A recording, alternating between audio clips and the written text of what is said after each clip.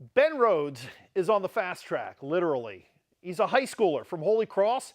He's been signed by Dale Earnhardt Jr.'s team, JR Motorsports, and starting in 2015, Rhodes will drive a part-time schedule on the Xfinity Series. Now, it used to be known as the Nationwide Series. In other words, one notch from NASCAR's top level. So, the man of the hour, joining us now, Mr. Ben Rhodes, everybody.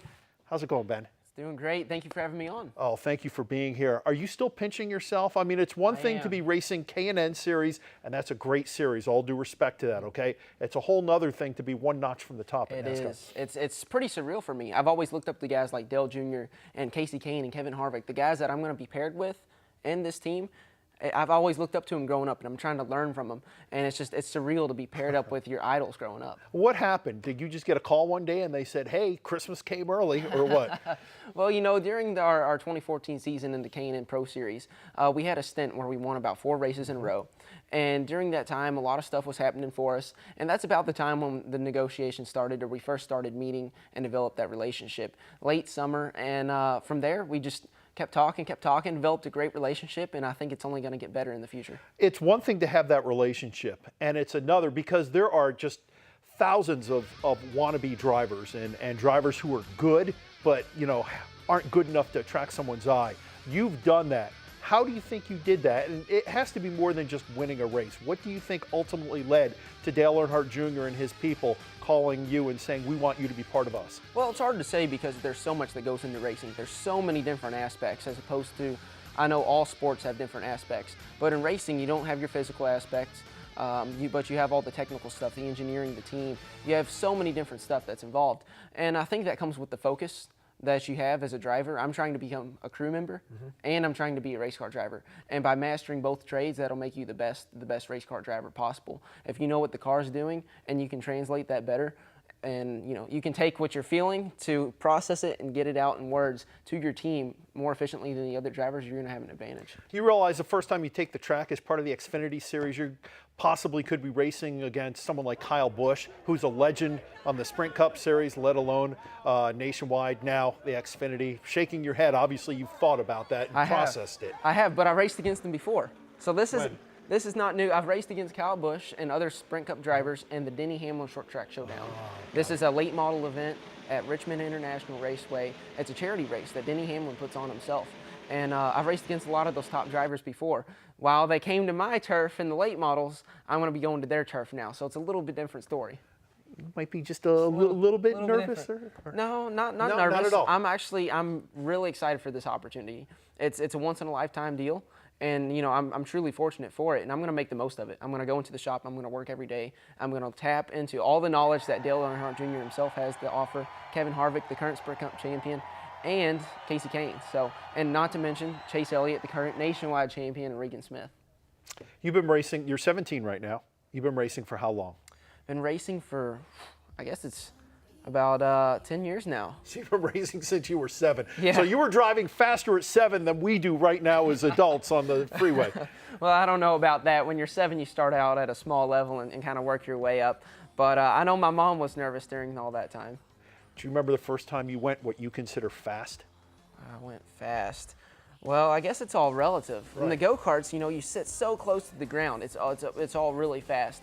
But the first time that something went fast for me in a race car, I was doing 140, 150 at Rockingham Speedway in North Carolina. It's closed down now, but it was pretty surreal for me. It was one of those times when you're in the car, it was nerve-wracking because the car wasn't really made for those speeds that we were going. It has a fiberglass body, and the wind was blowing it back and forth down the straightaway, so it was pretty nerve-wracking for me.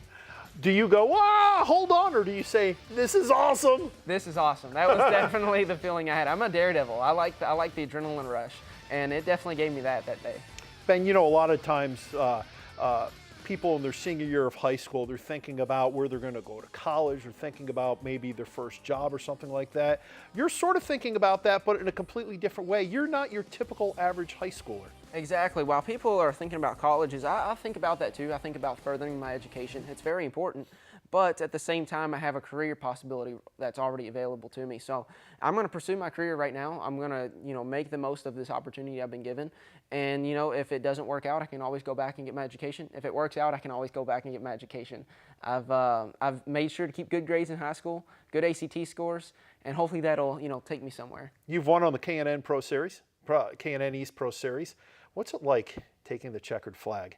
That's special. I remember my very first time winning in the NASCAR K&N Pro Series, and my whole family was there, which is pretty cool because my dad's usually the only one that goes with me because my sister, my brother, my mom, they all have their different agendas. But they were at Greenville Pickens Speedway that night. We got the win. And I remember it just like it was yesterday. They were yelling at me on the radio, "Do not do a burnout, do not." So I kept it. I saved it. I saved it all year. We got 5 wins. Saved every single one of those burnouts for the last race for when we win the championship. The engine goes bad. I couldn't do the burnout. So I had to bring it into the pits 2 laps early and never got to do a burnout. You know what that was? That was a big guy up there making sure you didn't ruin one of those cars. I mean, I guess the engine could have gone bad 2 laps earlier and then you really would have been in trouble. That's true. That's true. But oh well, I'll get it. I'll get it one of these days. So is racing, as you keep advancing onward and upward, is it the same or is it different? I mean, I know you haven't raced yet, NASCAR, but you have been on some of the tracks. Do you expect it to be the same thing at its core, or is it something that, like baseball or football, if you go from high school to college, it's a quantum leap. If you go from college to the NFL, it's even beyond that? I believe racing at its core is the same. But as you get to the next level, there's new factors that are involved. For example, at a short track level, you can beat and bang, you can bump and grind.